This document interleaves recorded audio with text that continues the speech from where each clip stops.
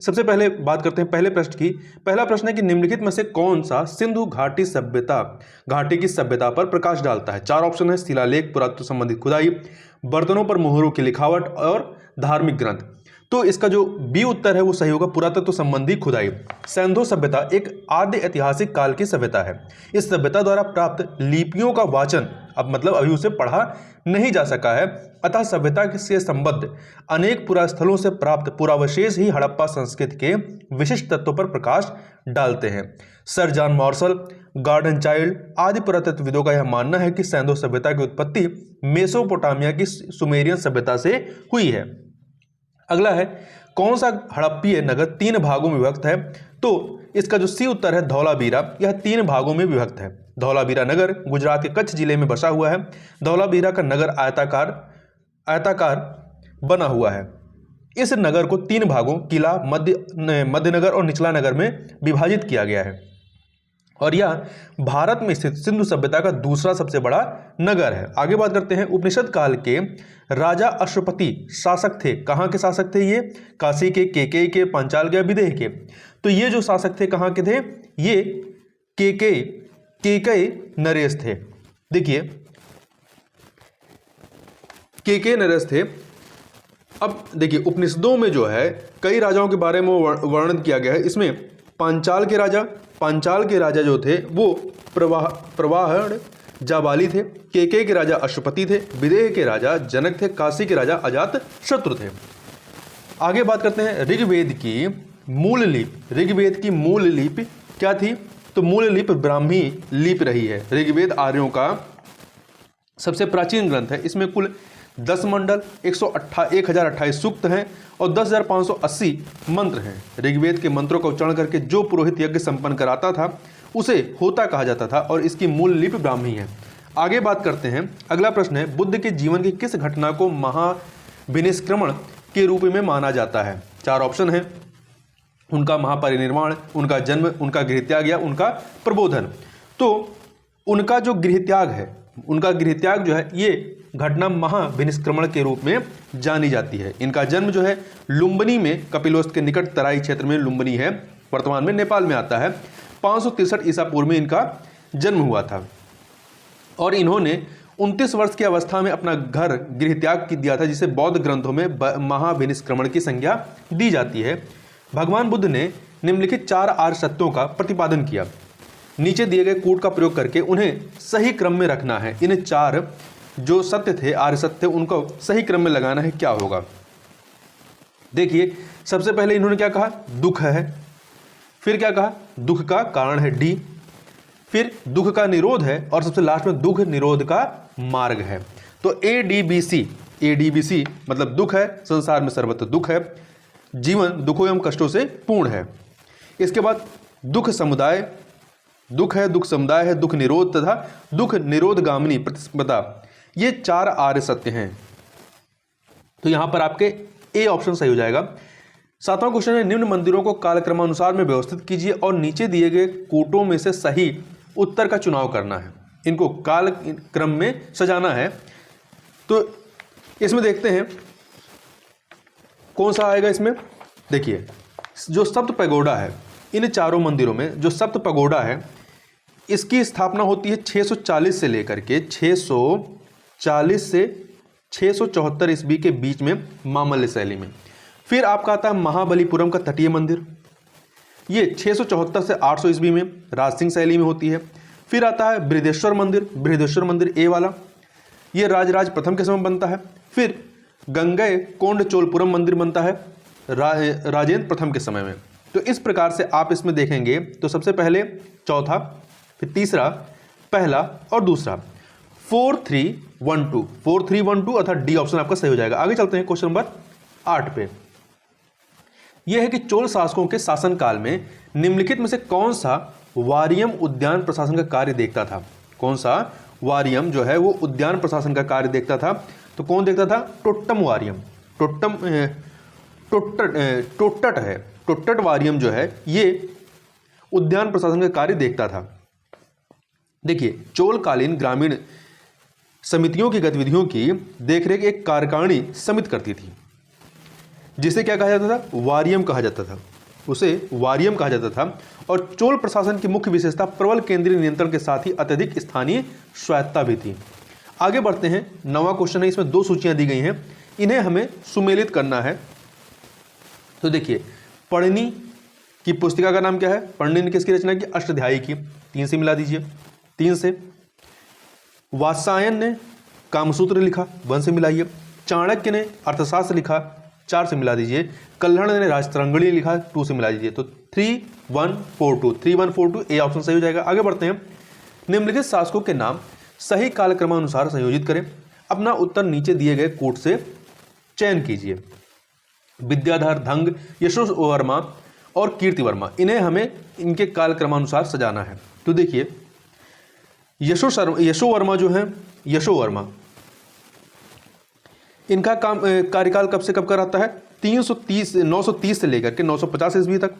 ठीक है, ये एक साम्राज्यवादी शासक थे और इन्होंने खजुराहो के प्रसिद्ध विष्णु मंदिर का निर्माण कराया था, जिसे चतुर्भुज मंदिर भी कहते हैं।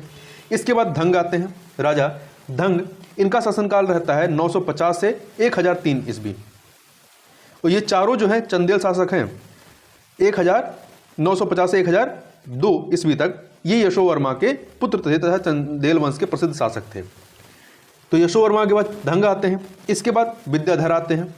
विद्याधर का जो शासनकाल है वो 1019 से लेकर के 1029 ईस्वी तक, ये चंदेल शासकों में सर्वाधिक शक्तिशाली थे। फिर आते हैं कीर्तिवर्मा। कीर्तिवर्मा, इनका शासनकाल 1060 से लेकर 1100 ईस्वी तक रहता है। इन्होंने महोबा के निकट कीर्ति सागर नामक जलाशय का निर्माण भी कराया था। इस प्रकार सबसे पहले यशोवर्मा आते हैं, यशोवर्मा 3, फिर धंग आते हैं 2, विद्याधर आते हैं 1 और सबसे लास्ट में कीर्तिवर्मा आते हैं 4। तो 3214 अर्थात ए ऑप्शन सही हो जाएगा। दिल्ली का कौन सा सुल्तान अशोक स्तंभ को दिल्ली लाया था? तो कौन लाया था? फिरोज शाह तुगलक ने। फिरोज शाह तुगलक जो है ये अशोक स्तंभ को दिल्ली लाते हैं। फिरोज शाह तुगलक 1351 से 1388 तक दिल्ली की गद्दी पर आसीन रहता है। इसका शासनकाल भारत में नहरों के सबसे बड़े जाल का निर्माण करने के कारण प्रसिद्ध रहा है। यह अशोक के 2 स्तंभ मेरठ एवं टोपरा से दिल्ली लाता है। मेरठ वाले को भी दिल्ली लाता है, टोपरा वाले को भी। मेरठ वाले स्तंभ को दिल्ली के वर्तमान हिंदूराव अस्पताल के निकट स्थापित करवाया गया था। टोपरा वाले स्तंभ को महल तथा फिरोजाबाद की मस्जिद के निकट स्थापित किया गया। आगे बढ़ते हैं, क्वेश्चन नंबर 12, इसमें 2 सूचियां दी गई हैं, इन्हें हमें सुमेलित करना है। पुस्तक है और उनके रचनाकार हैं। तो देखिए, तारीख़ हिंद पुस्तक किसकी है? ये अल-बरूनी की है, 3 से मिला दीजिए। तारीख़ दिल्ली अमीर खुसरो की है, 4 से मिला दीजिए। रेहला इब्न बतूता ने लिखी है, 1 से मिला दीजिए। तबकाते नासरी ये मिनहाज की है, 2 से मिला दीजिए। तो आपका क्या हो जाएगा? 3412 अर्थात सी ऑप्शन सही हो जाएगा। आगे बढ़ते हैं क्वेश्चन नंबर 13 पे। नीचे 2 कथन दिए हैं, कथन कारण वाला प्रश्न है।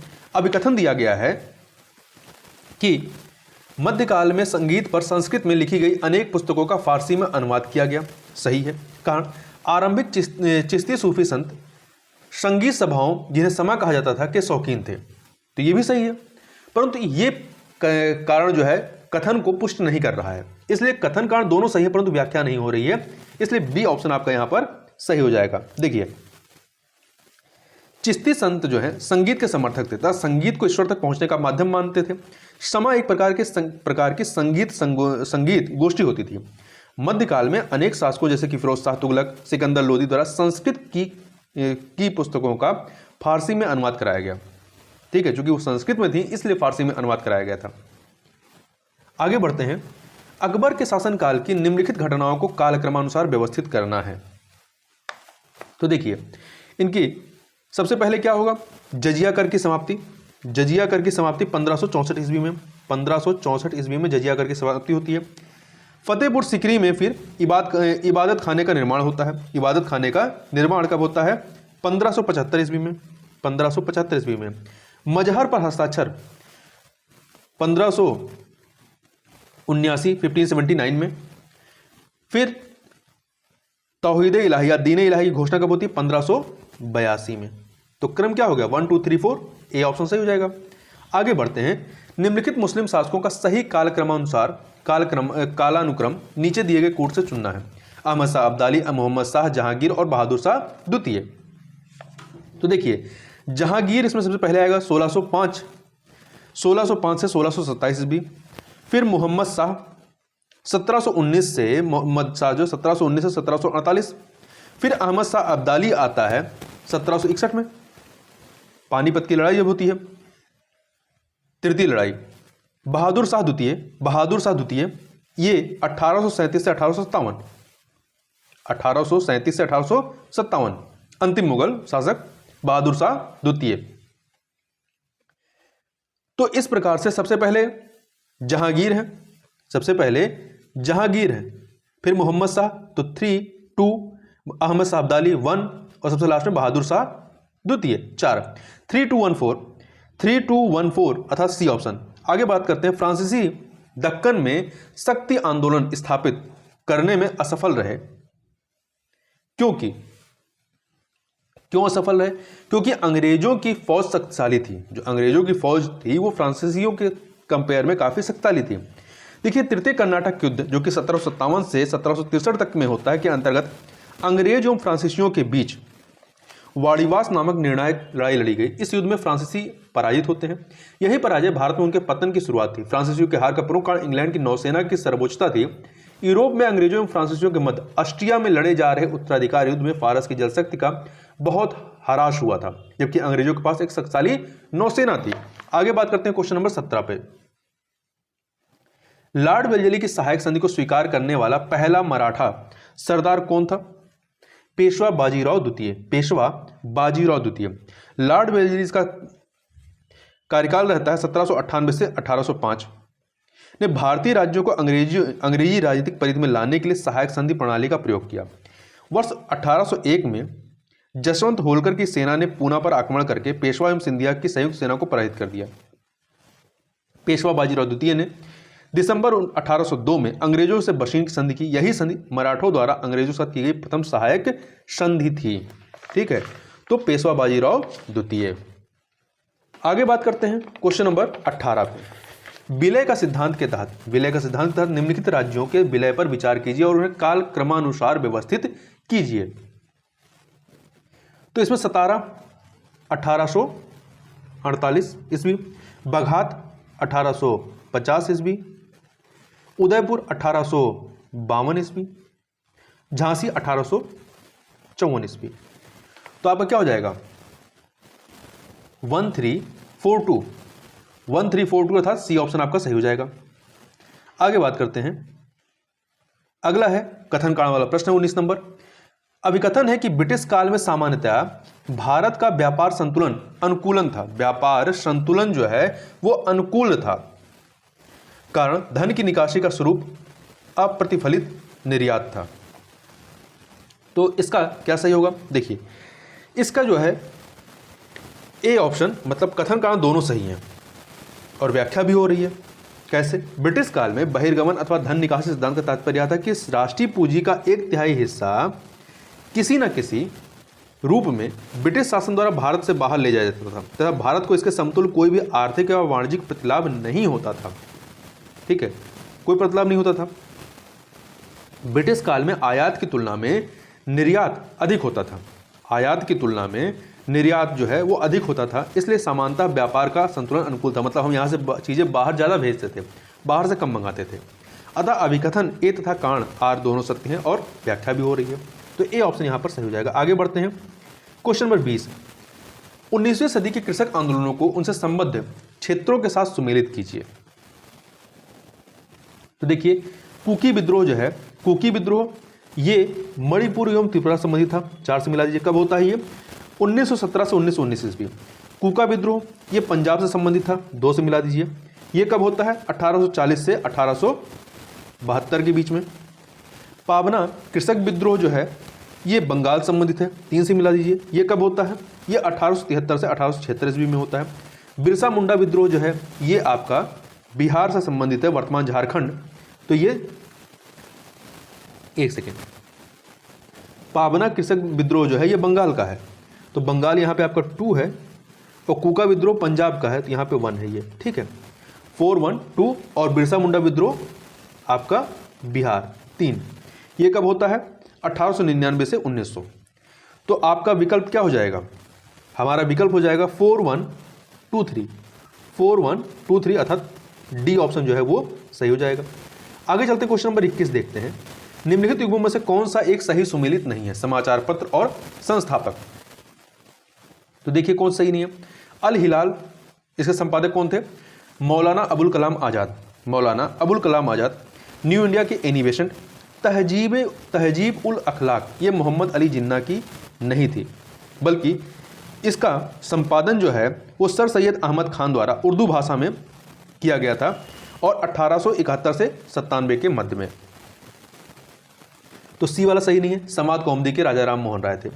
आगे बढ़ते हैं। देवबंद आंदोलन जो कि यूपी तत्कालीन संयुक्त प्रांत में किस वर्ष आरंभ होता है?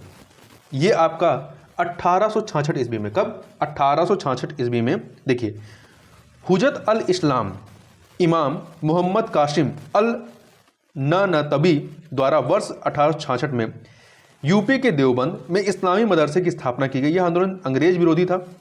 देवबंद स्कूल में अंग्रेजी शिक्षा व पाश्चात्य संस्कृति पर पूर्ण प्रतिबंध था। आगे बात करते हैं। निम्नलिखित में से किसने बड़ी बुद्धिमानी के साथ अलीपुर षड्यंत्र मामले में अरविंद घोष का बचाव किया था? किसने किया था? चित्तरंजन दास ने। ठीक है। अलीपुर षड्यंत्र केस के तहत वर्ष 1908 में अरविंद घोष, बारेंद्र घोष एवं अन्य पर मुकदमा चलाया गया। इसे मुरारी पुकुर षड्यंत्र भी कहा जाता है। बारेंद्र घोष को आजीवन कारावास की सजा हो गई और साक्ष्यों के अभाव में अरविंद घोष बरी हो गए। इस मामले में अरविंद घोष का बचाव चित्तरंजन दास ने किया था। आगे बात करते हैं स्वदेशी आंदोलन के संबंध में निम्न में से कौन सा कथन सही नहीं है? तो देखिए, कुछ विशिष्ट मुसलमान आंदोलन में शामिल हुए, सही बात है। स्त्रियों ने आंदोलन में सक्रिय भागीदारी की, यह भी सही है। स्वदेशी आंदोलन में आंदोलन ने बंगाल के किसानों को ना तो अधिक प्रभावित किया, ना ही इसमें शामिल हुए, यह भी सही है। यह बंगाल तक ही सीमित था, नहीं, यह बंगाल तक ही सीमित नहीं था, यह इसके बाहर भी इसका प्रसार था। देखिए, 20 जुलाई 1905 को बंगाल विभाजन का निर्णय लिया गया। इसके विरोध में 7 अगस्त 1905 को कलकत्ता के टाउन हॉल में संपन्न एक बैठक में स्वदेशी आंदोलन की घोषणा हुई तथा बहिष्कार प्रस्ताव पारित किया गया। बहुउद्देशीय कार्यक्रम वाले स्वदेशी आंदोलन ने देश के बड़े हिस्सों को अपने प्रभाव में ले लिया, जिसमें जमींदार, शहरी, मध्यम वर्ग, छात्र तथा औरतें शामिल थीं। इसलिए स्वदेशी आंदोलन को साम्राज्यवाद के विरुद्ध प्रथम सशक्त आंदोलन भी माना जाता है। आगे बात करते हैं। कौन सी महत्वपूर्ण घटना जलियांवाला बाग नरसंहार के तुरंत बाद घटती है? कौन सी तुरंत बाद घटती है? तो देखिए, रोलट एक्ट का बनना, नहीं सॉरी, तुरंत बाद नहीं, तुरंत पूर्व घटी थी, मतलब जिसकी वजह से जलियांवाला बाग नरसंहार होता है।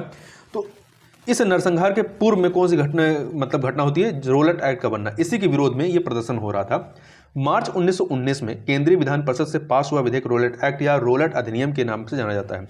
इसका उद्देश्य देश में बढ़ रही क्रांतिकारी गतिविधियों को कुचलना था। भारतीय जनता द्वारा काला कानून कहकर इसकी आलोचना की गई थी।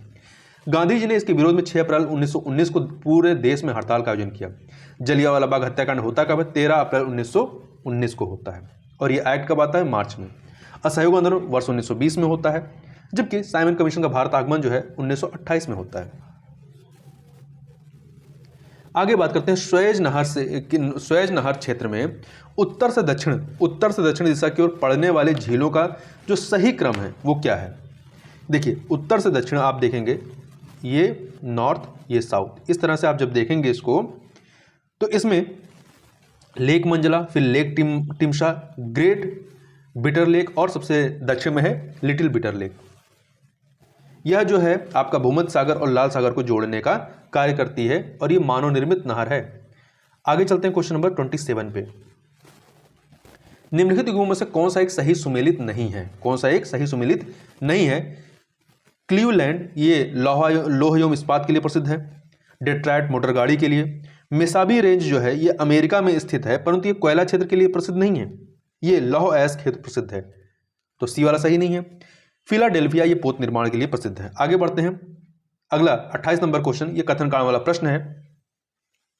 इसमें अभिकथन है कि पाकिस्तान में बांग्लादेश की तुलना में अधिक नस्लीय और जातीय विविधता है।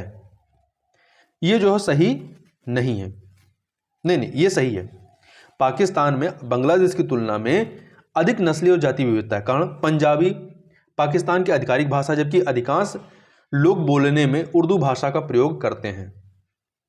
कारण सही नहीं है, क्योंकि पाकिस्तान की आधिकारिक भाषा उर्दू है, जबकि अधिकांश लोग बोलने में पंजाबी भाषा का प्रयोग करते हैं। तो उल्टा लिखा हुआ है, इसलिए यहां पर अभिकथन सही है परंतु कारण गलत है। सी ऑप्शन आपका सही हो जाएगा।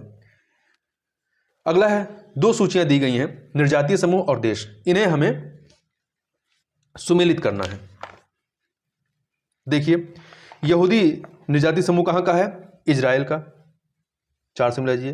टेढ़ा लीबिया का है, 3 से मिलाइए। बेजा ये मिस्र का है, 1 से मिला दीजिए। लूर ये ईरान का है, 2 से मिला दीजिए। तो 4312 अर्थात डी ऑप्शन जो है आपका सही हो जाएगा। आगे बढ़ते हैं क्वेश्चन नंबर 30 पर। पृथ्वी पर घने वन अधिकतर मिलते हैं, ये कहाँ मिलते हैं? विषुवत रेखा के पास, विषुवत रेखा के पास मिलते हैं। विषुवत रेखा के पास उष्णकटिबंधीय सदाबहार वनों का विस्तार पाया जाता है। यहाँ वर्ष भर उच्च तापमान एवं वर्षा 200 सेंटीमीटर से अधिक होने के कारण घने वनों का विस्तार मिलता है, जैसे अमेजन बेसिन के वन, कांगो बेसिन के वन इत्यादि। आगे बात करते हैं बिली, ये क्या है? बिली क्या है? यह उत्तर पश्चिमी ऑस्ट्रेलिया का उष्णकटिबंधीय चक्रवात है। आगे बढ़ते हैं, वायुमंडल में सबसे अधिक किस गैस का प्रतिशत है, परसेंटेज है? तो नाइट्रोजन का है। किसका है? नाइट्रोजन का। वायुमंडल अनेक गैसों का मिश्रण है, इसमें ठोस एवं तरल पदार्थों के कण असमान मात्रा में तैरते रहते हैं। वायुमंडल में सर्वाधिक मात्रा में नाइट्रोजन लगभग 78% पाई जाती है। इसके बाद क्रमशः ऑक्सीजन है, argon, carbon dioxide, neon, helium, ozone व हाइड्रोजन गैस का स्थान आता है। आगे बात करते हैं करीबा बांध। करीबा बांध कहाँ निर्मित है? करीबा बांध जो है ये जाम्बेजी नदी पर स्थित है। विश्व के सबसे बड़े मानव निर्मित बांधों में से एक करीबा बांध जाम्बिया एवं जिम्बाब्वे की सीमा रेखा पर जाम्बेजी नदी पर स्थित है। आगे बात करते हैं नीचे 34 नंबर क्वेश्चन, कथन कारण का प्रश्न है। तो देखिए, अभिकथन कि सुएज नहर बनने से भारत की पश्चिमी देशों से दूरी कम हो गई। सही बात है, सुएज नहर भूमध्य सागर को लाल सागर से जोड़ने का कार्य करती है। तो कथन भी सही है, कारण भी सही है, और कारण सही बता रहे हैं क्योंकि ये सुएज नहर जो है भूमध्य सागर को लाल सागर से जोड़ती है, इसलिए जो है दूरी कम हुई है। तो यहाँ पर कथन कारण सही और व्याख्या भी हो रही, ए ऑप्शन आपका सही हो जाएगा। आगे बढ़ते हैं क्वेश्चन नंबर 35 पे। ये क्या है? हारमुज जल संधि। हारमुज जल संधि पाई जाती है कहाँ पर? ये फारस की खाड़ी और ओमान की खाड़ी के बीच में। फारस की खाड़ी और ओमान खाड़ी के बीच में, अर्थात बी ऑप्शन आपका सही हो जाएगा। निम्नलिखित में से किसका सुमेलित, कौन सा विकल्प सुमेलित नहीं है? तो देखिए, ब्राजील धारा दक्षिणी अटलांटिक महासागर में, हम्बोल्ट धारा उत्तरी प्रशांत महासागर में नहीं। देखिए, हम्बोल्ट धारा को पेरुवियन धारा भी कहते हैं या पेरू जल धारा भी कहते हैं, या दक्षिण अमेरिकन महाद्वीप के पश्चिमी तट के सहारे प्रवाहित होने वाली ठंडी जलधारा है। ठीक है, तो ये दक्षिण अमेरिका महाद्वीप के पश्चिमी तट के सहारे प्रवाहित होने वाली ठंडी जलधारा है। इसके अतिरिक्त ये उत्तरी प्रशांत महासागर से जुड़ी हुई है। गल्फ स्ट्रीम उत्तरी अटलांटिक महासागर से, अंगुहार धारा हिंद महासागर से। आगे बात करते हैं निम्नलिखित समूह में से कौन सा एक सही सुमेलित नहीं है? कौन सा सही सुमेलित नहीं है? तो देखिए, अरोबिले पुडुचेरी में है। बैकानूर ये आपका कहां पर है? ये यूक्रेन में है। नहीं, एक सेकंड, बैकानूर जो है यूक्रेन में नहीं है। कजाकिस्तान में अरब सागर के पूर्व में बैकानूर जो है कॉस्मोड्रोम विश्व का प्राचीनतम व विशालतम अंतरिक्ष प्रक्षेपण केंद्र है। तो ये कहां पे है? कजाकिस्तान में है। वहीं बांडुगु इंडोनेशिया में है, बट्टी कलोआ श्रीलंका में। तो बी वाला आपका सुमेलित नहीं है। आगे बढ़ते हैं, मैगी नॉट रेखा थी, क्या है ये फ्रांस द्वारा खींची गई फ्रांस और जर्मनी के मध्य सीमा रेखा है। फ्रांस और जर्मनी के बीच की सीमा रेखा है। अगला है, निम्नलिखित देशों में से कौन सा देश स्थलबाधित है? स्थलरुद्ध देश कौन सा है? तो देखिए, अफगानिस्तान, हंगरी और स्विट्जरलैंड, ये जो है स्थलबद्ध देश हैं। मलेशिया जो है आप देखेंगे इस स्थलबद्ध नहीं है, समुद्र से जुड़ा हुआ है। तो यहाँ पे डी ऑप्शन आपका सही हो जाएगा 1 to 4। आगे बढ़ते हैं क्वेश्चन नंबर 40 देखते हैं। निम्नलिखित में से किन देशों के साथ इजराइल की सीमा या इजराइल की साझी सीमाएं हैं किसके साथ में है? तो देखिए आप इसको एक बार मैप में जरूर देखिएगा। लेबनान, सीरिया, जॉर्डन व मिस्र। लेबनान, सीरिया, जॉर्डन व मिस्र की सीमा इजराइल से जुड़ती हैं और इसकी एक तटरेखा जो है वो भूमध्य सागर से भी मिलती है। तो ये स्थलबद्ध देश नहीं है। निम्नलिखित युग्मों में से कौन सा एक सही सुमेलित नहीं है? कौन सा एक सही सुमेलित नहीं है? तो देखिए Balco, Bharat aluminium company limited, इसका फुल फॉर्म है बाल्को का भारत एल्युमिनियम कंपनी लिमिटेड। ये छत्तीसगढ़ के कोरबा जिले में है। छत्तीसगढ़ की राजधानी रायपुर में नहीं बल्कि कोरबा जिले में है, ठीक है। और इसकी स्थापना 1965 में हुई थी। तो पहला वाला कथन सही, पहला वाला जो विकल्प है वो सही नहीं है, सुमेलन। हिंडाल्को पिपरी में है, नाल्को भुवनेश्वर में है, HCL खेतरी में है। संगमरमर क्या है? संगमरमर ये क्या है? तो संगमरमर जो है यह एक कायांतरित चट्टान है। कायांतरित चट्टान है, मतलब ये रूपांतर मेटामॉर्फिक रॉक है। संगमरमर का रूपांतरण अवसादी कार्बोनेट चूना पत्थर व डेलो स्टोन से होता है।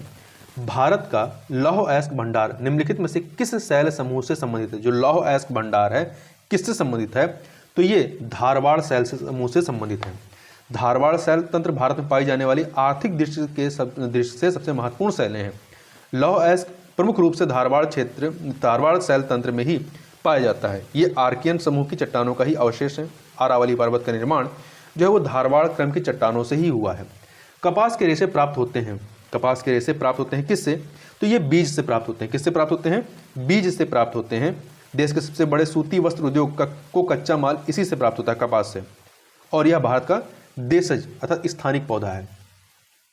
भारत में इकोलॉजिकल जोन्स कृषि पारिस्थितिकी क्षेत्रों की कुल संख्या कितनी है? तो कुल संख्या इनकी कितनी है? 20 है, ठीक है, 20 है। तो डी ऑप्शन।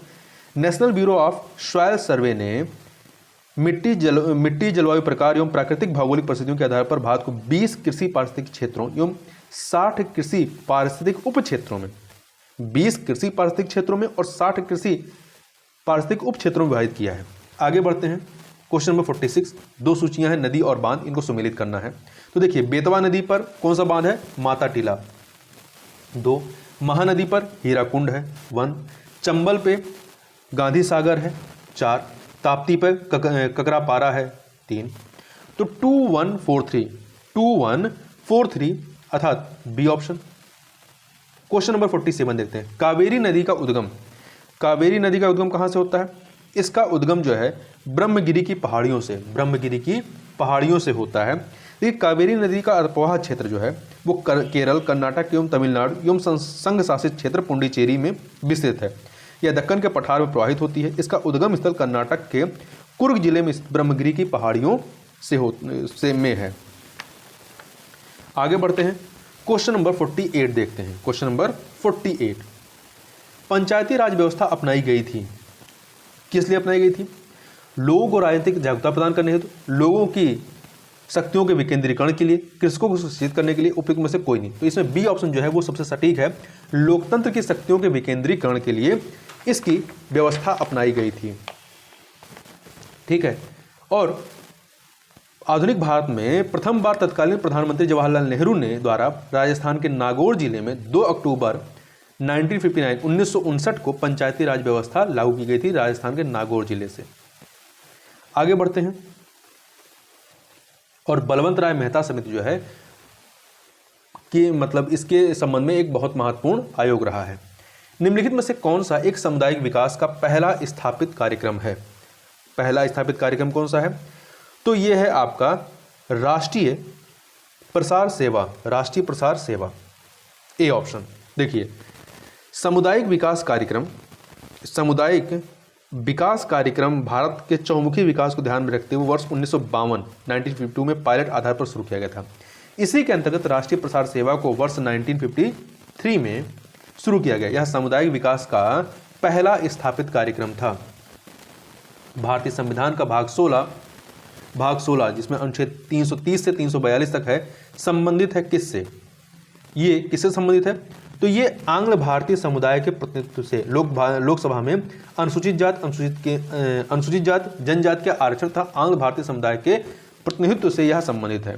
330 में क्या है? लोकसभा में अनुसूचित जनजाति और जाति के लिए आरक्षण है। 331 में लोकसभा में आंग्ल भारतीय समुदाय का प्रतिनिधित्व इत्यादि की बात की गई है। देखिए 104वें संविधान संशोधन के द्वारा जो अभी हाल ही में हुआ था, अनुच्छेद 331 के अंतर्गत लोकसभा में आंग्ल भारतीय समुदाय का प्रतिनिधित्व जो है उसे अभी जो है रोक दिया गया है। ठीक है, आगे बढ़ते हैं। निम्न में से कौन सी एक समिति भारत में पंचायती राज व्यवस्था से संबंधित नहीं है? तो देखिए इसमें कौन सी पंचायती राज व्यवस्था से संबंधित नहीं है?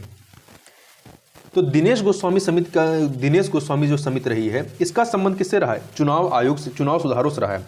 दिनेश गोस्वामी समिति का संबंध चुनाव सुधारों से था, जबकि LM सिंघवी समिति, सादिक अली समिति, अशोक मेहता समिति, इसका संबंध जो है पंचायती राज व्यवस्था से रहा है। LM सिंघवी समिति 1986 का है, सादिक अली समिति 1964 का है, अशोक मेहता समिति 1977 का है। आगे बढ़ते हैं। दल बदल निरोधक अधिनियम कब अधिनियमित हुआ था? कब अधिनियमित हुआ था ये? तो ये 15 फरवरी 1985 को 52वें संविधान संशोधन के माध्यम से, और इसे 10वीं अनुसूची में जोड़ा गया। आगे बढ़ते हैं। 53 नंबर क्वेश्चन कथन कारण वाला प्रश्न है। तो देखिए, अभिकथन है कि अनुच्छेद 368 के अंतर्गत संसद संविधान के किसी भी भाग में संशोधन कर सकती है। कारण, संसद भारत की जनता द्वारा निर्वाचित उच्चतम विधायी संस्था है। कथन कारण दोनों सही है और व्याख्या भी हो रही, इसलिए ए ऑप्शन आपका सही हो जाएगा। आगे बढ़ते हैं। क्वेश्चन नंबर 54, राज्य विधानमंडलों के निर्वाचन हेतु सिद्धांतों में सम्मिलित है। राज्य विधानमंडलों के निर्वाचन हेतु सिद्धांतों में सम्मिलित है क्या? यह वयस्क मताधिकार के आधार पर होंगे, सही है। प्रत्येक क्षेत्रीय निर्वाचन क्षेत्र के लिए केवल एक निर्वाचक सूची होगी, ये भी सही है। धर्म, प्रजाति, लिंग आदि के लिए निर्वाचक सूची बनाने में कोई स्थान नहीं होगा। आदि के लिए मतलब निर्वाचक सूची में इनके आधार पर कोई अलग स्थान नहीं होगा, सही है। राजनीतिक दलों को अपने स्वयं के मानक स्थापित करने की क्षमता होगी, ये भी सही है। तो सबके सब यहाँ पे सही है, तो डी ऑप्शन आपका सही हो जाएगा। भारतीय संविधान के अनुच्छेद 371 के अंतर्गत देश के किस क्षेत्र को विशेष स्थिति प्रदान की गई है? किसको प्रदान की गई है? तो ये प्रदान की गई है हैदराबाद और कर्नाटक को। यह अनुच्छेद 98वें संविधान संशोधन अधिनियम 2012 द्वारा भारत के संविधान के भाग 4 में जोड़ा गया था। आगे बढ़ते हैं। निम्नलिखित में से किस एक की परिस्थिति अन्य तीनों से भिन्न है? किसकी है? पिछड़ी जाति आयोग, वित्त आयोग, राष्ट्रीय मानवाधिकार आयोग, निर्वाचन आयोग। देखिए, पिछड़ी जाति आयोग, वित्त आयोग, निर्वाचन आयोग ये संवैधानिक संस्थाएं हैं, जबकि राष्ट्रीय मानवाधिकार आयोग संवैधानिक संस्था नहीं है। राष्ट्रीय पिछड़ा वर्ग आयोग का जो है ये अनुच्छेद 338 खा में है, वित्त आयोग अनुच्छेद 280 में है, निर्वाचन आयोग 324 में है। ये सभी संवैधानिक निकाय हैं, तो यहाँ पे सी वाला अलग है। अगला है 57 नंबर क्वेश्चन, कथन कारण वाला प्रश्न है। तो देखिए, अभिकथन है कि राज्य वित्त आयोग एक संवैधानिक निकाय है, सही बात है। ये अनुच्छेद 243 आई के तहत 243 आई के तहत इसका प्रावधान है, तो ये एक संवैधानिक निकाय है। कारण, संघीय वित्त आयोग पंचायतों को वित्तीय सहायता देने के लिए संस्तुति नहीं कर सकता है, गलत है, ये कर सकता है, ठीक है। तो यहां पर कथन सही है, कारण गलत है, तो सी ऑप्शन आपका सही हो जाएगा। आगे चलते हैं, क्वेश्चन नंबर 58 को देखते हैं। 58 को देखते हैं, तो ये है भारतीय संविधान के अनुच्छेद 352 के अंतर्गत आपातकाल की घोषणा तभी की जा सकती है जब भारत के किसी भाग की सुरक्षा को निम्नलिखित खतरा हो। कौन सा खतरा हो? युद्ध के कारण खतरा हो, विदेशी आक्रमण के कारण और सशस्त्र विद्रोह के कारण। तो यहां पर 1, 2, 3 आपका सी ऑप्शन जो है वो सही हो जाएगा।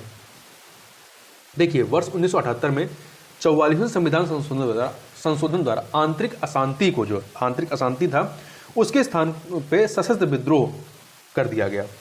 आगे बढ़ते हैं। केंद्र सरकार तथा राज्यों के मध्य आर्थिक संबंधों की विवेचना की गई है, किसके तहत की गई है? ये अनुच्छेद 268 से लेकर के 281 के अंतर्गत, अनुच्छेद 268 से 281 के अंतर्गत की गई है। क्वेश्चन नंबर 60 देखते हैं। निम्नलिखित में से कौन सा राज्य के उच्च न्यायालय का मुख्य क्षेत्राधिकार नहीं है? तो परामर्श संबंधी क्षेत्राधिकार ये केवल सर्वोच्च न्यायालय को प्राप्त है। आर्टिकल 143 के तहत परामर्श संबंधी क्षेत्राधिकार केवल सर्वोच्च न्यायालय को, जो राष्ट्रपति को परामर्श देता है, जबकि अन्य जो है प्रारंभिक क्षेत्राधिकार, निर्देशना का क्षेत्राधिकार, अपीली क्षेत्राधिकार, ये उच्च न्यायालयों के पास भी इसका क्षेत्राधिकार है। तो यहाँ पर ए वाला सही नहीं है। आगे, निम्नलिखित कथनों पर विचार कीजिए और दिए गए कोड से अपना उत्तर चुनिए। 4 कथन दिए गए हैं, हमें बताना कौन सा इसमें सही है। तो देखिए, राज्यपाल को उच्च न्यायालय के न्यायाधीशों की नियुक्ति का अधिकार नहीं है, चूंकि राष्ट्रपति करता है इसको। यह विधानमंडल का हिस्सा नहीं है, गलत, ये विधानमंडल का हिस्सा होता है। तीसरा, इन्हें विधान परिषद में कुछ सदस्यों को मनोनीत करने का अधिकार है, ये भी सही है। इनके पास कोई न्यायिक शक्ति नहीं है, बिल्कुल है। तो यहाँ पर पहला और तीसरा सही है, बाकी सही नहीं है। आगे बढ़ते हैं। किस कानून के अंतर्गत यह विहित है कि भारत के उच्चतम न्यायालय की संपूर्ण कार्रवाई अंग्रेजी भाषा में होंगे? किसमें कहा गया है ये? तो देखिए, भारतीय संविधान के अनुच्छेद 348 द्वारा, भारतीय संविधान के अनुच्छेद 348 में उच्चतम न्यायालय उच्च न्यायालय के प्रयोग में आने वाली भाषा के संबंध में उपबंध किया गया है। इसमें उल्लेखनीय कि जब तक संसद विधि द्वारा अन्यथा उपबंध न करे तब तक उच्चतम न्यायालय और प्रत्येक उच्च न्यायालय में सभी कार्रवाइयां अंग्रेजी में होंगी। आगे बात करते हैं। क्वेश्चन नंबर 63, समान फोकस दूरी वाले कांच के दो लेंस जिनमें एक उत्तल तथा दूसरा अवतल लेंस है, एक दूसरे से सटा कर रखे गए हैं, इस युग्म का व्यवहार कैसा होगा? इस युग्म का व्यवहार जो है कांच की समतल चादर की भांति होगा। अब सारी लेंस की फोकस दूरी धनात्मक था, अब सारी लेंस की फोकस दूरी ऋणात्मक होती है, ठीक है। इसलिए समान फोकस दूरी वाले कांच के दो लेंस, एक उत्तल तथा दूसरा अवतल, तो एक दूसरे से सटा कर रखेंगे तो इसका युग्म जो है कांच की समतल चादर की भांति व्यवहार करेगा। निम्नलिखित कथनों पर विचार कीजिए। 4 कथन दिए गए हैं, बताना है इनमें से कौन सा कथन जो है वो सही है। हृदय अपश्रव्य तरंग आवृत्ति पर कंपन करता है। हृदय जो है अपश्रव्य आवृत्ति पर कंपन करता है, सही बात है, पहला सही है। ध्वनि की गति गैस में द्रव ठोस की तुलना में अधिक होती नहीं, कम होती है, ठोस में सबसे अधिक होगी, तो दूसरा गलत है, दूसरा कथन गलत है। तीसरा, मैक संख्या ध्वनि की गति वर्णित करने के लिए प्रयोग में लाते हैं, सही है तीसरा। पराश्रव्य ध्वनि की आवृत्ति 20,000 हर्ट्ज से अधिक होती है, सही है। तो पहला, तीसरा, चौथा सही है, तो सी ऑप्शन आपका सही हो जाएगा। क्वेश्चन नंबर 65 देखते हैं। 2 सूचियां दी गई हैं, उपकरण और उसके मापन करने की राशि। अमीटर क्या मापता है? धारा, 3 से मिला दीजिए। हाइग्रोमीटर सापेक्ष आर्द्रता को 4 से। स्प्रिंग तुला जो है ये भार को मापता है 2 से। बैरोमीटर दाब को 1 से। 3 4 2 1 अर्थात बी ऑप्शन जो है आपका वो सही हो जाएगा। आगे बढ़ते हैं, क्वेश्चन नंबर 66 पर देखते हैं। जल का वाष्प में परिवर्तन, जल का वाष्प में परिवर्तन क्या कहलाता है? परिवर्तन कहलाता है ये भौतिक क्रिया है। ये क्या है? एक प्रकार का भौतिक क्रिया है, क्योंकि वाष्प से फिर से हम जल बना सकते हैं। डॉक्टर, कलाकार एवं मूर्तिकार कैल्शियम सल्फेट का उपयोग करते हैं, जिसका लोकप्रिय नाम क्या है? प्लास्टर ऑफ पेरिस है। क्या है? प्लास्टर ऑफ पेरिस है। इसका रासायनिक सूत्र क्या होता है? CaSO4 ½ H2O, calcium sulphate, hydrated calcium sulphate. अगला है, निम्नलिखित युग्मों में से कौन सा एक सही सुमेलित नहीं है? कौन सा सही सुमेलित नहीं है? एल्युमिनियम का अयस्क बॉक्साइट होता है। कॉपर का अयस्क जो है वो सिनेबार नहीं होता है, सिनेबार नहीं होता, जबकि बल्कि क्यूप्राइट होता है, तो यहाँ पे बी वाला सही नहीं है। जिंक का कैलामाइन होता है। आयरन का हेमेटाइट होता है। वर्मी कल्चर में प्रयुक्त वर्म होता है। वर्मी कल्चर में प्रयुक्त वर्म कौन सा होता है? अर्थवर्म या केचुआ, केचुए का इस्तेमाल करते हैं खाद बनाने में। आगे चलते हैं, क्वेश्चन नंबर 70 कथन कारण वाला प्रश्न है। तो कथन दिया गया है कि साधारणतया यह देखा गया है कि लोहे की वस्तुएं जब वायुमंडल में अनाश्रित होती हैं तब वे भूरे पाउडर की परत से आच्छादित हो जाती हैं, जिसको जंग कहते हैं। कारण, जंग अर्थात भूरा पाउडर पदार्थ टैनिन के जमा होने से बनता है। नहीं, कथन तो सही है, कारण गलत है, कारण गलत है। यह आयरन ऑक्साइड की परत होती है। टैनिन का जंग लगने से कोई संबंध नहीं होता है, ठीक है। टैनिन जो है यह पौधों द्वारा स्त्रावित होने वाला पदार्थ होता है। तो यहाँ पे कथन सही, कारण गलत है, इसलिए सी ऑप्शन सही हो जाएगा। आगे बढ़ते हैं, क्वेश्चन नंबर 71 पे फिर से कथन कारण का प्रश्न है। कथन है कि मरुस्थलीय पौधों के जड़तंत्र काफी लंबे होते हैं। कथन सही है। कारण, मृदा का उच्च तापमान जड़ विकास को प्रोत्साहित करता नहीं, पानी की खोज के लिए नीचे तक जाते हैं, ठीक है। इसलिए कथन तो सही है परंतु कारण गलत है, तो यहां पे सी ऑप्शन आपका जो है वो सही हो जाएगा। निम्नलिखित में से कौन सा लवण मानव हड्डियों में सर्वाधिक मात्रा में पाया जाता है? तो कैल्शियम फॉस्फेट, कौन सा? कैल्शियम फॉस्फेट पाया जाता है, ठीक है। आगे बढ़ते हैं, 2 सूचियां दी गई हैं, विटामिन और उनकी कमी से होने वाला रोग। हमें इसे सुमेलित करना है। रेटिनॉल की कमी से क्या होता है? नेत्र सूखकर लाल हो जाना, 3 से मिला दीजिए। टेकोफेरॉल से बंधता का रोग होता है, 4 से मिलाइए। साइनो कोबालेमिन जो है इससे घातक रक्तलापता होती है, अनीमिया का 1। पैराडॉक्सिन, पैराडॉक्सिन से क्या होता है, मानसिक व्याधि होती है 2। तो 3412 अर्थात बी ऑप्शन। आगे चलते हैं, क्वेश्चन नंबर 74 को देखते हैं। 74 को देखते हैं, निम्नलिखित युग्मों में से कौन सा एक सही सुमेलित नहीं है? कौन सा सही सुमेलित नहीं है? क्लोरोफिल में मैग्नीशियम होता है, हीमोग्लोबिन में आयरन होता है, खाने के नमक में सोडियम होता है, कपड़े धोने का सोडा जो होता है में पोटेशियम होता है। नहीं, कपड़े धोने का जो सोडा होता है वो सोडियम कार्बोनेट होता है, तो डी वाला सही नहीं है। क्वेश्चन नंबर 75 देखते हैं। 75 देखते हैं, मानव मस्तिष्क के बारे में निम्नलिखित कथनों पर विचार कीजिए। 2 कथन दिए गए हैं। मस्तिष्क हृदय गति को नियंत्रित करने के लिए उत्तरदायी है, सही बात है। यह शरीर के संतुलन के लिए उत्तरदायी है, यह भी सही है। दोनों कथन यहां पर सही हैं। तो मस्तिष्क जो है सोचने, हृदय गति के नियंत्रण, शरीर के संतुलन, तीनों के लिए उत्तरदायी होता है। इसलिए यहां पे पहला दूसरा कथन दोनों सही है, इसलिए सी ऑप्शन आपका सही हो जाएगा। इस प्रकार से इस वीडियो में बस इतना ही। मिलते हैं नेक्स्ट वीडियो में, तब तक के लिए बहुत बहुत धन्यवाद।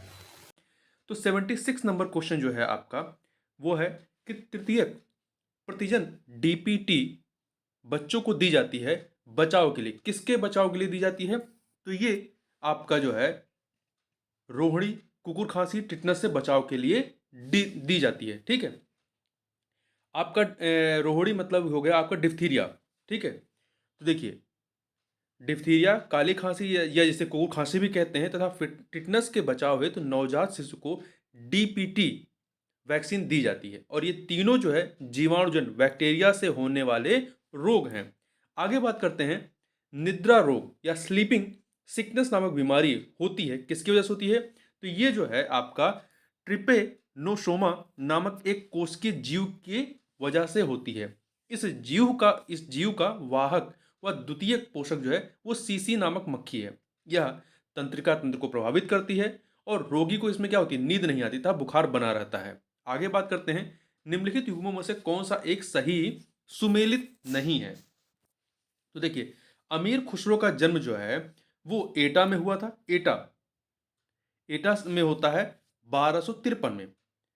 और इसके अतिरिक्त मिर्जा गालिब का जन्म जो है ये आगरा में हुआ था, तो ये भी सही है। मिर्जा गालिब उर्दू एवं फारसी भाषा के महान शायर रहे हैं। जोश का जो जन्म है ये मलिहाबाद, जोश मलिहाबादी, ये जो है उर्दू के प्रख्यात शायर रहे हैं। इनका मूल नाम जो है सबीर हसन खां था। इनका जन्म स्थान जो है मलिहाबाद रहा है। और राम प्रसाद बिस्मिल जो है इनका जन्म 1897 में शाहजहांपुर में हुआ था, ना कि प्रयागराज में। ठीक है, तो इनका जन्म शाहजहांपुर में हुआ था, प्रयागराज में नहीं, तो डी वाला आपका सुमेलित नहीं है। आगे बात करते हैं, चुनारगढ़ में अनूप वेदिका है जिनकी वह किसकी ये अनूप वेदिका किसके चुनारगढ़ में? तो ये जो है आपकी भर्तृहरि की ये जो है अनूप वेदिका है। आगे बात करते हैं, 80 नंबर क्वेश्चन देखते हैं। यूपी को समय समय पर दिए गए नामों को संबोधित वर्षों से सुमेलित करना, कूट की सहायता से उत्तर प्राप्त करें। तो देखिए सुमेलित करते हैं इसको। उत्तर पश्चिमी नाम कब था? ये 1836 तक, 1836 तक, तो 4 से मिला दीजिए। आगरा एवं अवध का संयुक्त प्रांत 1887, 3 से मिला दीजिए। संयुक्त प्रांत नाम होता है आपका 1937 में, 2 से मिला दीजिए। उत्तर प्रदेश 1950 में, 1 से मिला दीजिए। तो 4 3 2 1, 4 3 2 1 आपका सी ऑप्शन आपका सही हो जाएगा। उत्तर प्रदेश के निम्नलिखित नगरों में से किस एक में निगम नहीं है? ठीक है, वर्तमान में उत्तर प्रदेश में कुल 17 नगर निगम हैं। 17 नगर निगम है, जिसमें आपका बस्ती जिले में नगर निगम नहीं है। ठीक है, 17 कौन कौन से एक बार नाम सुन लीजिए। आगरा, अलीगढ़, अयोध्या, बरेली, फिरोजाबाद, गाजियाबाद, गोरखपुर, झांसी, कानपुर, लखनऊ, मथुरा, मेरठ, मुरादाबाद, प्रयागराज, शाहजहांपुर और वाराणसी। बस्ती जो है नगर निगम के अंतर्गत नहीं, बल्कि नगर परिषद के नगर पालिका परिषद के तहत आता है। आगे बात कर लेते हैं, उत्तर प्रदेश राज्य पर्यटन विकास निगम लिमिटेड की स्थापना की गई, कब की गई? वर्ष 1974 में, 1974 में वाणिज्यिक गतिविधियों को बढ़ावा देने के लिए इसकी स्थापना की गई। उत्तर प्रदेश में मान्यता प्राप्त स्टॉक एक्सचेंज कहां पर स्थित है? तो ये कानपुर में है। कहां पर है? कानपुर में है।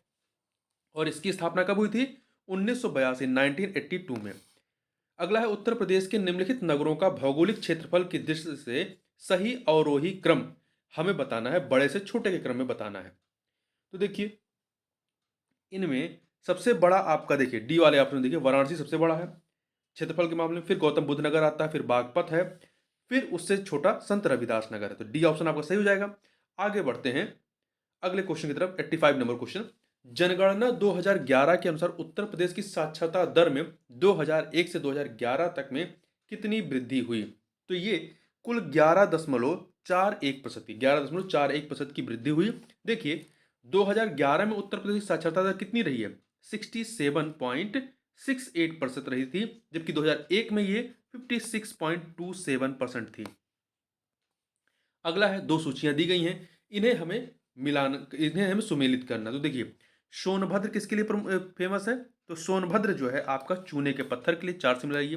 प्रयागराज जो है शीशे वाली बालू के लिए, तो 3 से मिलाइए। ललितपुर जो है, ललितपुर तांबे के लिए, 2 से मिला दीजिए। और Mirzapur non plastic fire clay के लिए 1 से मिला दीजिए। तो 4 3 2 1, 4 3 2 1 अर्थात बी ऑप्शन आपका सही हो जाएगा। आगे बढ़ते हैं, लाल मिट्टियां पाई जाती हैं, लाल मिट्टियां पाई जाती हैं, तो कहाँ पाई जाती हैं? ये आपका मिर्जापुर और झांसी में लाल मिट्टियां, तो झांसी, मिर्जापुर और सोनभद्र के ऊपरी पठारों में पाई जाती हैं।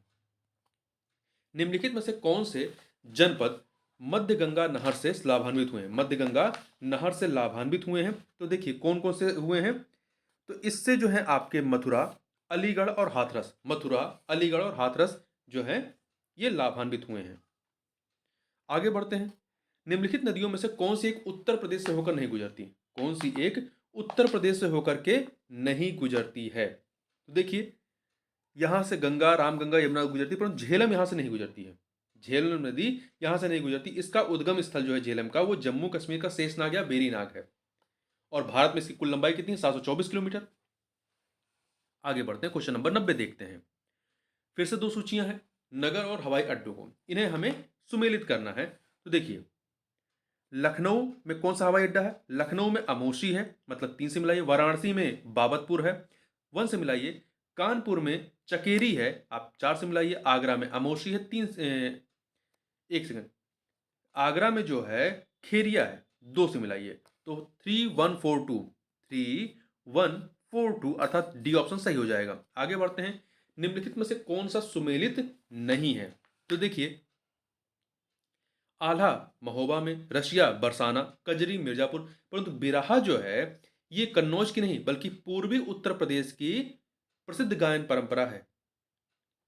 कन्नौज पश्चिम में आता है, तो बिरहा जो है पूर्वी उत्तर प्रदेश की प्रसिद्ध गायन गायन परंपरा है। इसमें अधिकांशतः बीर रस के गीत गाए जाते हैं। तो डी वाला जो है आपका सुमेलित नहीं है। निम्नलिखित में से किसने लखनऊ के सांस्कृतिक क्रियाकलापों में योगदान नहीं दिया था? बिंदादीन, उस्ताद दुल्हे खां और इलियास खां ने दिया है, परंतु इसमें मेहदी का योगदान नहीं है। देखिए बिंदादीन जो है कथक के उस्ताद थे, उन्होंने सनदपिया नामक ठुमरी की बंदिशें भी तैयार की थी। आगे बात कर लेते हैं, क्वेश्चन नंबर 93, मिश्रित अर्थव्यवस्था का अर्थ क्या होता है? जहां राष्ट्रीय अर्थव्यवस्था में सार्वजनिक क्षेत्र के साथ साथ निजी क्षेत्र भी विद्यमान हो, उसे मिश्रित अर्थव्यवस्था कहते हैं। ठीक है, आगे बढ़ते हैं, क्वेश्चन नंबर 94 को देखते हैं। पोषकीय सस्टेनेबल पर्यटन का मुख्य उद्देश्य क्या है? इसका उद्देश्य क्या है? सांस्कृतिक अखंडता और पारिस्थितिकी प्रक्रियाओं को बनाए रखते हुए पर्यटन और पर्यावरण प्रबंधन करना। तो अर्थात सी ऑप्शन यहां पर सही हो जाएगा।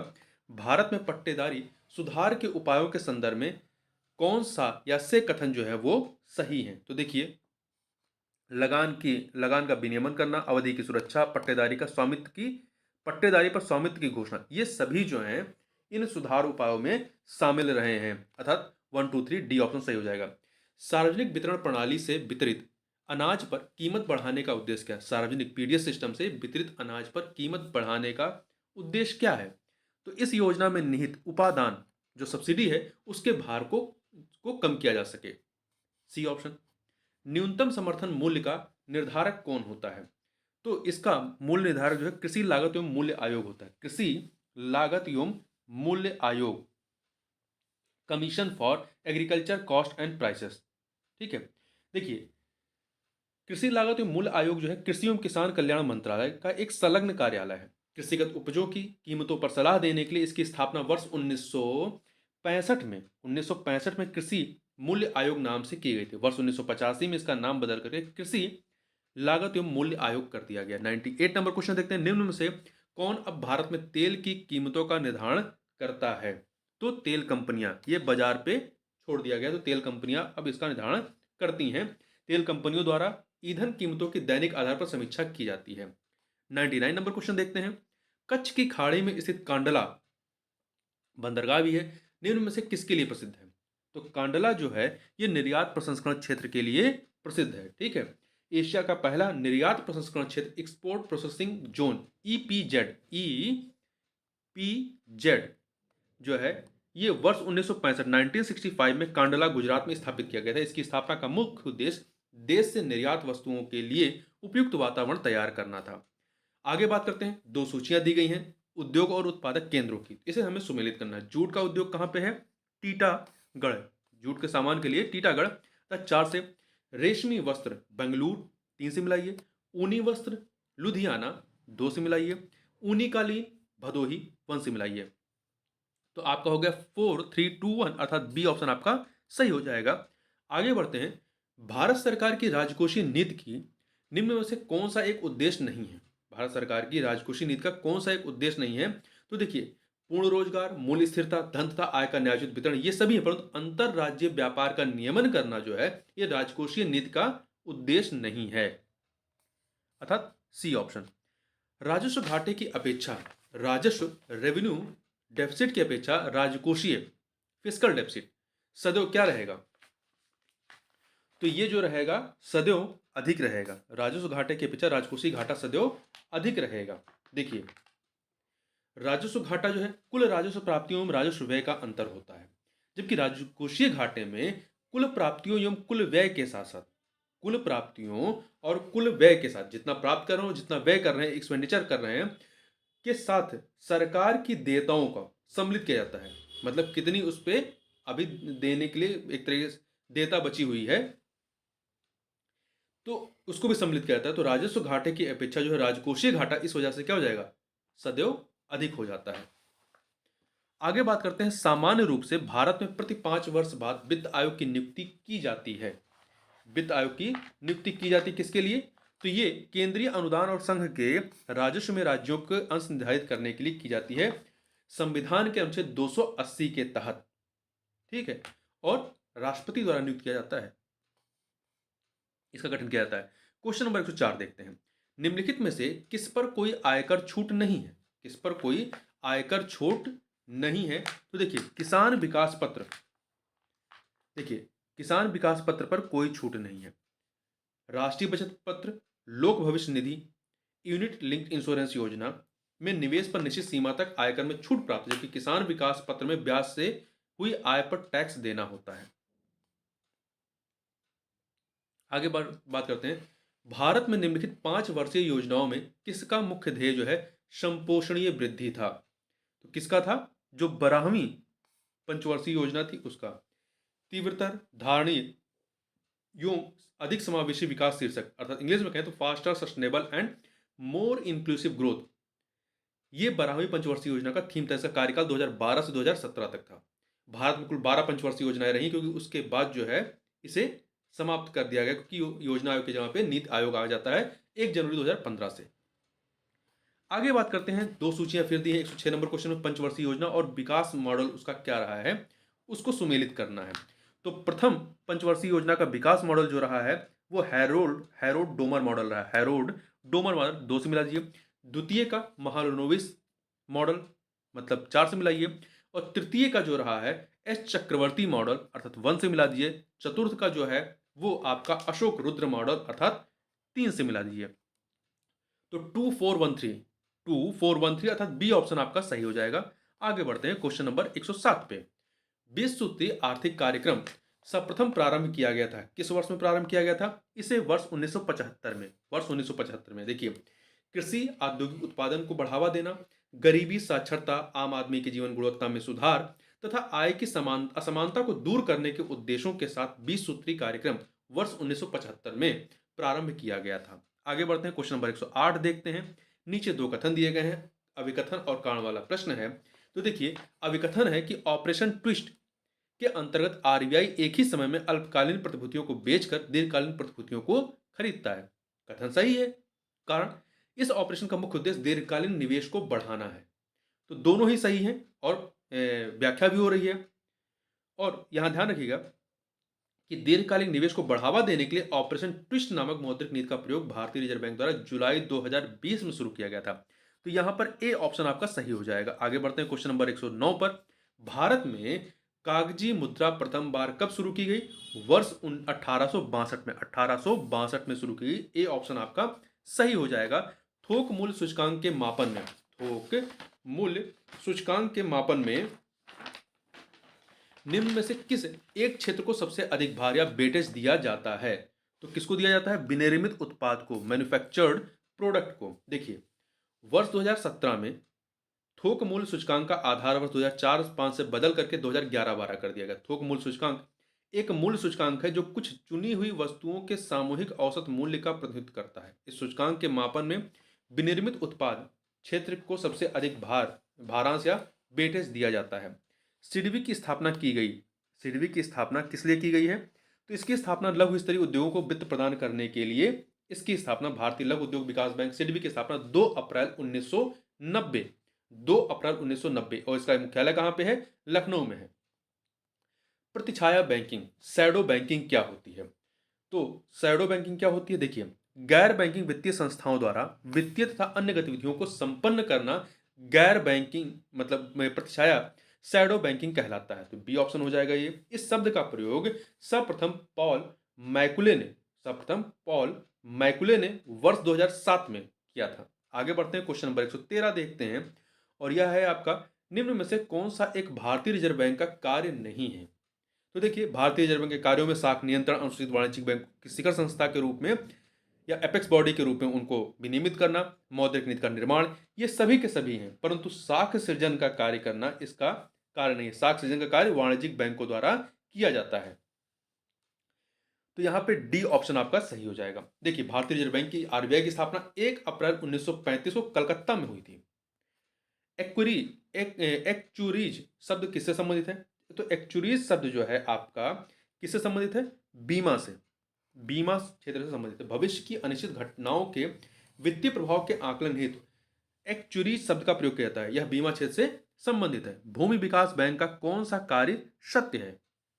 तो देखिए, भूमि विकास बैंक का दीर्घकालीन ऋण कृषकों को उपलब्ध कराना, दीर्घकालीन ऋण जो है वो कृषकों को उपलब्ध कराना भूमि विकास बैंक का कार्य। तो भूमि विकास बैंक दीर्घकालीन ऋण प्रदान करती है, इस बात को याद रखिएगा।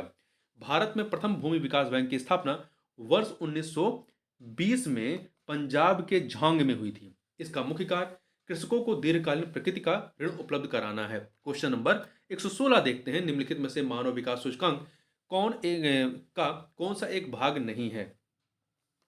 तो देखिए, मानव सूचकांक में जो है 3 पैरामीटर होते हैं। एक है जन्म के समय जीवन प्रत्याशा, जन्म के समय जीवन प्रत्याशा, प्रति व्यक्ति आय और सकल नाम निवेश दर, एनरोलमेंट दर जो है वो है। परंतु इसमें स्वास्थ्य एवं पोषण नहीं शामिल है, अर्थात ए वाला इसमें शामिल नहीं है। तो ए ऑप्शन हो गया आपका। सर्वप्रथम वर्ष 1990 में मानव विकास सूचकांक report UNDP, United Nation development programme के द्वारा जारी की गई थी। इसका विकास पाकिस्तानी अर्थशास्त्री महबूब उल हक द्वारा किया गया था। आगे बढ़ते हैं, संगम योजना का मुख्य उद्देश्य क्या रहा है? संगम योजना का मुख्य उद्देश्य विकलांगों की कल्याण वृद्धि करना रहा है। इस संगम योजना का प्रारंभ कब होता है? 15 अगस्त 1996 में, 15 अगस्त 1996 किया गया था। इस योजना के अंतर्गत अलग अलग गांवों में विकलांगों को इकट्ठा किया जाता था तथा उनको 15,000 रुपए की वित्तीय सहायता दी जाती थी। जनगणना 2011 के अंतिम आंकड़ों पर आधारित सर्वाधिक जनसंख्या वाले 4 राज्यों का सही अवरोही क्रम, मतलब बड़े से छोटे की तरफ बढ़ना है, अवरोही क्रम क्या है? तो देखिए, उत्तर प्रदेश सर्वाधिक जनसंख्या वाला, फिर इसके बाद महाराष्ट्र, फिर बिहार है, फिर आपका पश्चिम बंगाल आता था। तथा ए ऑप्शन आपका सही हो जाएगा। आगे बढ़ते हैं, 119 नंबर क्वेश्चन, जनसंख्या के संदर्भ में निम्न वर्षों में से किस एक को महान विभाजन का वर्ष कहा गया है जिसके पश्चात भारत की जनसंख्या में निरंतर तथा त्वरित वृद्धि दर्ज की गई? वर्ष 1921 को माना जाता है। क्योंकि पहली बार जनसंख्या की 10 की वृद्धि दर ऋणात्मक थी। कितनी थी? -0.31% ऋणात्मक थी। अगला है जनगणना 2011 के अनुसार भारत में लिंगानुपात क्या है? तो भारत में लिंगानुपात जो है 943 है, 943 है, 1000 पे 943 है, तो इसमें से कोई ऑप्शन सही नहीं है, तो डी ऑप्शन आपका हो जाएगा। 2011 की जनगणना के अनुसार भारत के निम्नलिखित राज्यों में से किसमें प्रति 100 बालिकाओं 06 वर्ष की संख्या पर बालकों की संख्या सर्वाधिक, मतलब बाल लिंगानुपात जो है वो सर्वाधिक रही है? कहां पर रही है?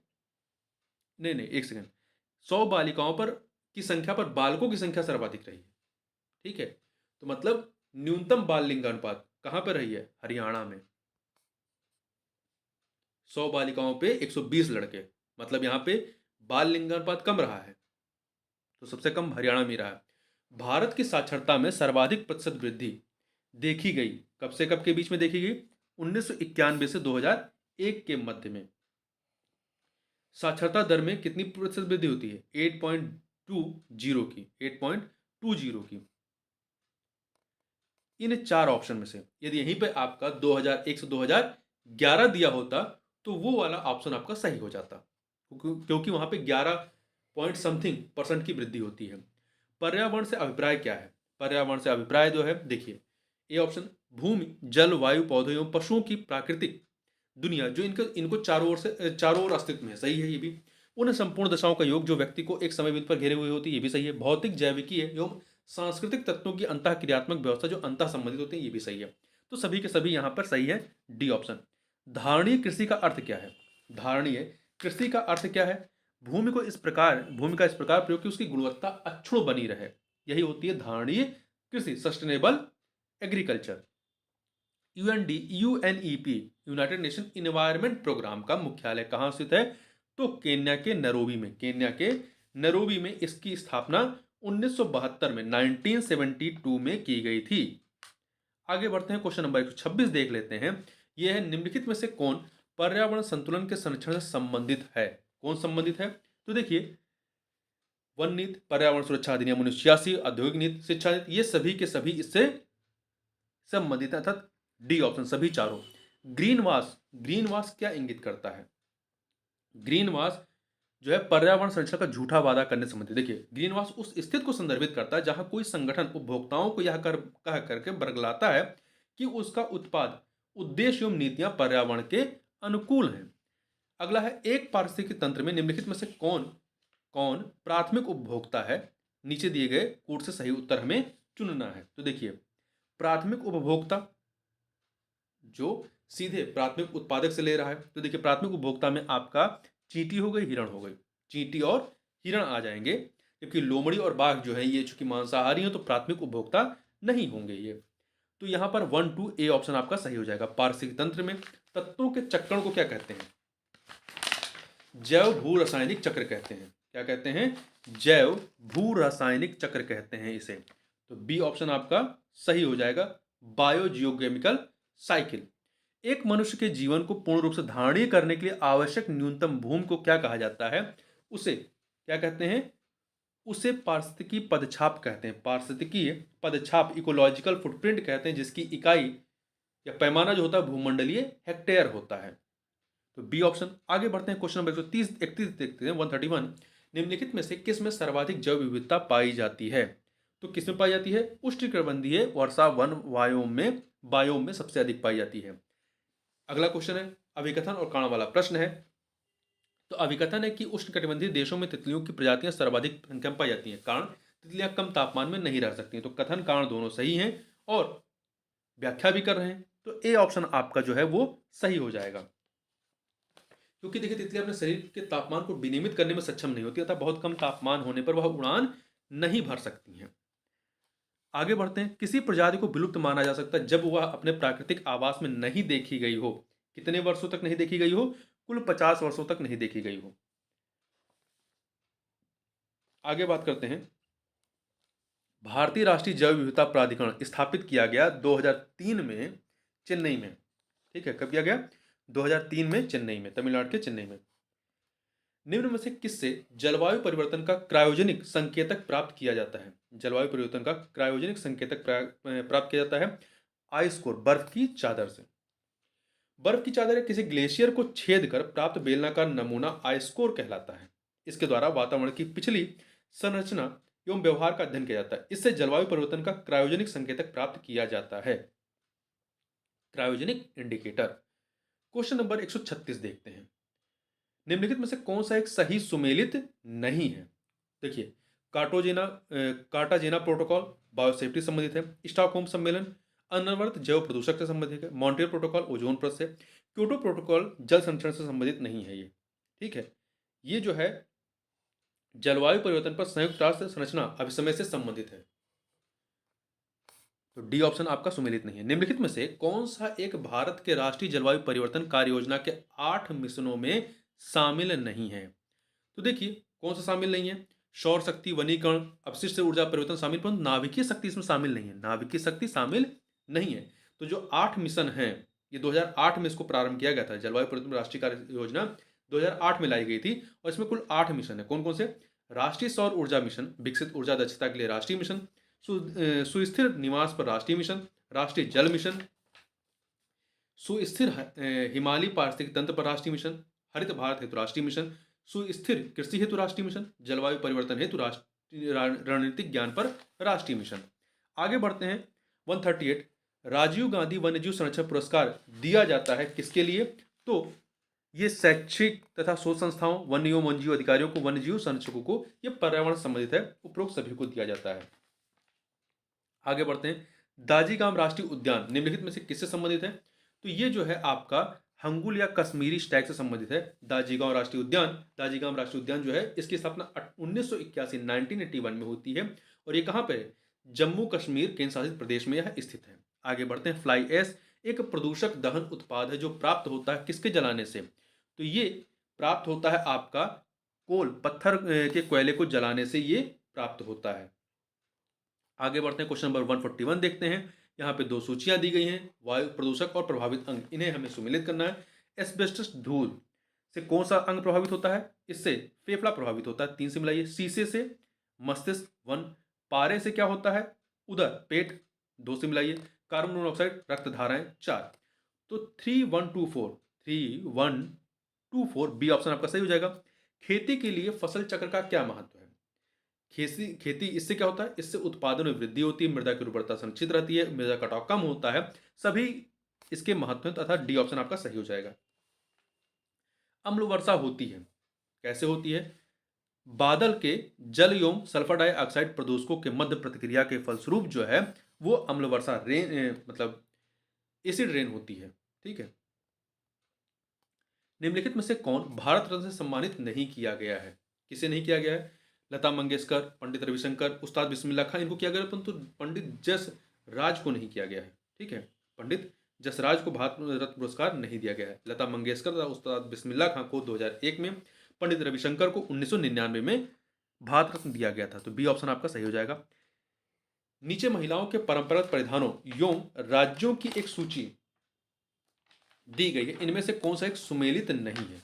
देखिए, बोकू ये परिधान है सिक्किम का, मेखला असम का है, मुंडू जो है ये केरल महिलाओं का है, मुंडू छत्तीसगढ़ का नहीं बल्कि केरल का है, फेरन कश्मीर का। तो सी ऑप्शन आपका सही हो जाएगा। आगे बढ़ते हैं। 146 नंबर क्वेश्चन को 2 सूचियां दी गई हैं, क्षेत्र और व्यक्ति, इन्हें हमें सुमेलित करना है। हिंदी साहित्य से रसखान 1, उर्दू से ज्ञानचंद जैन है 2, संगीत एवं नृत्य कला से सविता देवी 3, चित्रकला से सतीश चंद 4। तो 1 2 3 4 अर्थात ए ऑप्शन आपका सही हो जाएगा। आगे बढ़ते हैं। भारतीय वास्तुकला में सुर्खी का प्रारंभ हुआ आपका कुषाणों द्वारा किया गया। देखिए, मथुरा में हुई 5 स्तरों की खुदाई के तीसरे और 5वें स्तर में सुर्खी के निर्माण के साक्ष्य प्राप्त होते हैं। सुर्खी का प्रयोग कुषाण काल के दौरान प्रारंभ हुआ था। सुविख्यात ठुमरी गायिका गिरजा देवी का संबंध किससे रहा है? तो इनका संबंध बनारस घराने से रहा है। किससे? बनारस घराने से रहा है।